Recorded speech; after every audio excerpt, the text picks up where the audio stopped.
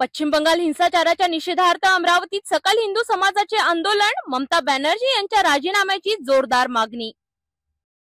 उद्धव ठाकरे सोबत एकत्र येणं कठीण नाही, मनसे अध्यक्ष राज ठाकरे यांचा युतीचा संकेत। महेश मांजरेकरांच्या मुलाखतीत केलं मोठं विधान। राज ठाकरेंच्या प्रस्तावाला उद्धव ठाकरेंनीही दिलं उत्तर, एकत्र येणार मात्र अटींवर।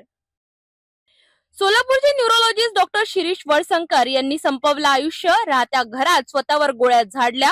आशिष वडसंकर यांच्या आत्महत्येमुळे सोलापूरमधील वैद्यकीय क्षेत्रात उडाली खळबळ।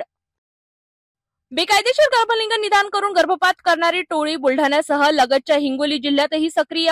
गर्भपात करणाऱ्या रॅकेटचा पर्दाफाश, धावत्या वाहनात व्हायची चाचणी, त्यामुळे बुलढाण्याच्या PCPNDTC विभाग झालाय दक्ष। राज्यातील हवामानात मोठे बदल, अवकाळी पावसानंतर आता उष्णता वाढू लागल्याने हवामान खात्याने मध्य महाराष्ट्र आणि मराठवाड्यात उष्णतेच्या लाटेचा केला येलो अलर्ट जारी। बीडमधील एका तरुणानं बायकोचं सोनं मोडत भागवली गावकऱ्यांची तहान। गावकऱ्यांनी पाण्यासाठी होणारे हाल पाहिले आणि बायकोचे सोने मोडत गावकऱ्यांसाठी बनला जलदूत। व्हिडिओ सोशल मीडियावर व्हायरल। एक राज्य एक गणवेश, राज्यात आता शिक्षकांनाही गणवेश, शिक्षण मंत्री दादा भुसे यांचे संकेत। शिक्षकांना गणवेशामुळे समाजात मान मिळावा अशी अपेक्षा केली, मात्र वस्त्रसंहिता असताना गणवेशाची गरज काय, असा प्रश्न शिक्षकांनी केला उपस्थित।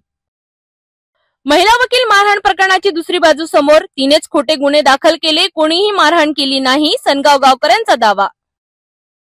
मायलेक रिक्षातून उतरले तेवढ्यात मागून भरधाव ट्रक आला आणि आईच्या डोळ्यासमोर चिमुकल्याचा दुर्दैवी अंत झाल्याची घटना। या हृदयद्रावक घटनेने परिसरात हळहळ होते व्यक्त। पुण्यात 2 बड्या अधिकाऱ्यांवर गुन्हा दाखल, 50 लाखांची लाच मागितल्याचा गंभीर आरोप। भूमी अभिलेख विभागात 50 लाखांच्या लाच प्रकरणी उपअधीक्षक अमरसिंग पाटील आणि किरण येटोडे यांच्यावर गुन्हा दाखल।